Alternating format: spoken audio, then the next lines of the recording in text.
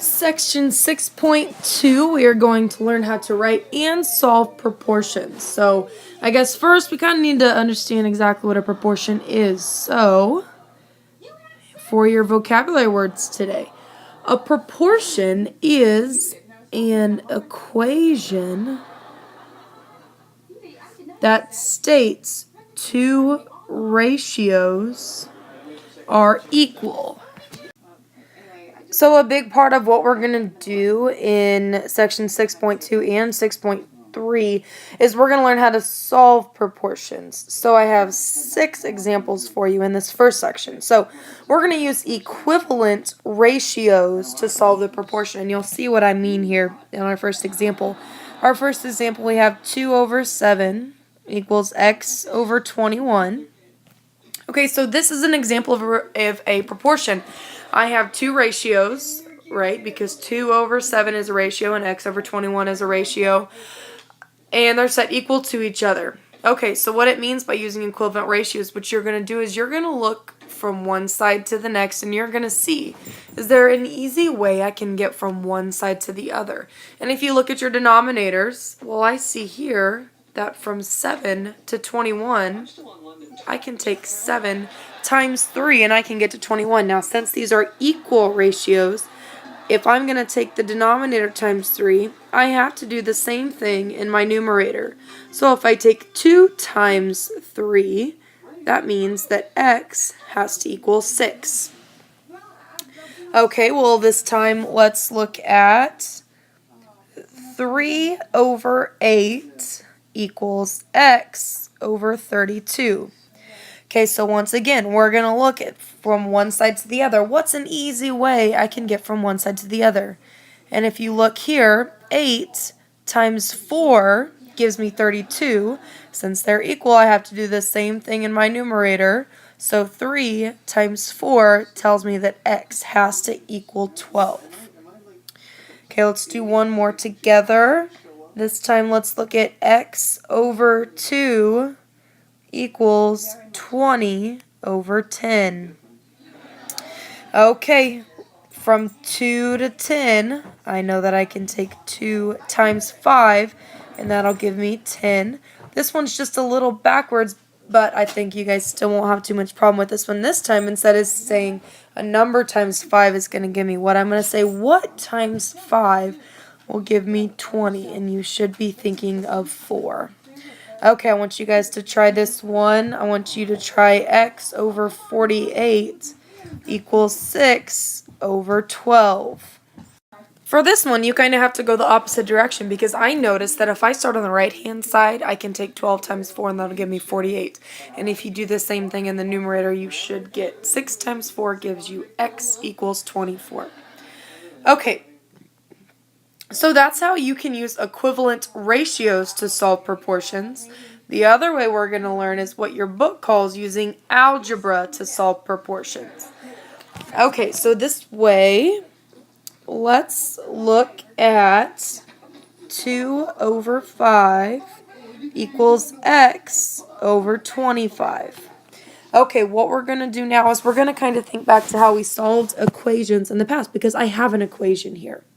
And let's say I have x over 25. If I want to get x by itself, because that's what we're doing, we're solving for x. If I want to get x by itself, I need to get rid of that 25. Now, if we think of inverse operations, I'm usually taking x divided by 25. So the inverse of divide by 25 would be to multiply by 25. But I can't just multiply the right side by 25. I also have to multiply the left side by 25. So on the right-hand side, my 25s cancel out, and I'm just left with x. On the left-hand side, I can divide out a 5, and I'm left with 5 times 2, so x equals 10.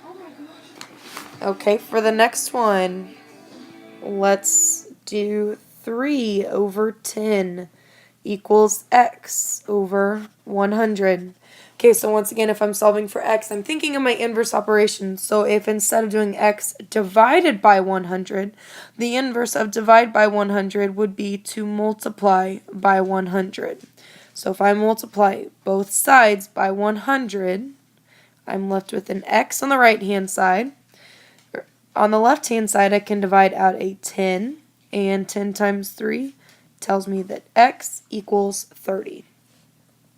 Okay, I want you guys to try these last two on your own. So let's try x over 9 equals 42 over 54. So pause the video and solve that one by yourself. Okay, you should have multiplied both sides by 9, and whenever you divided out common factors, you should end up with 42 over 6. Okay, well, 42 over 6 is the same thing as 42 divided by 6, which is 7. All right, last one. I want you guys to try this one on your own as well. Solve x over 4 equals 13 over 2. So pause the video, solve this one on your own. You should have got x equals 26.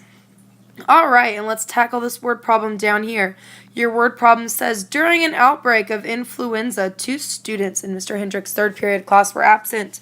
There are 30 students taking this class. If the same absentee rate is valid for the entire student population of 1,200 students, write and solve a proportion to determine how many students were absent from school during the outbreak. So what we're going to do first is we're going to represent the number of Mr. Hendrick's students that were absent using the information that we're given. Okay, well, and I know that they told me that there were 2 students who were absent. And I know that there were 30 total students. So what I'm going to do is I'm going to say 2 out of Mr. Hendrick's 30 students were absent. So 2 to 30 is our rate. Okay. And now what we're going to do is we're going to set up another rate, and since this is going to be a proportion, I'm going to set them equal to each other. Okay, now this was absent students. My numerator was absent students. My denominator was total students. So if we have absent students over total students on the left side, this is very important. I have to have absent students over total students on my right-hand side. Now some of these pieces of information I'm not going to know. So if you think about, we're talking about the whole school, if I want to write the number of absent students over the number of total students, okay, well, I don't know how many absent students there were. That's what I'm looking for. So that's where we're going to use our variable. I do know how many total students there were. There are 1,200 students in this school. Okay, now from here we need to solve this proportion. So you can use either of the methods that we learned today, but I am going to see that, well, look here, from 30 to 1,200, I know that I can multiply by 40. So if I do the same thing in my numerator, 2 times 40 tells me that there were 40 students absent from school.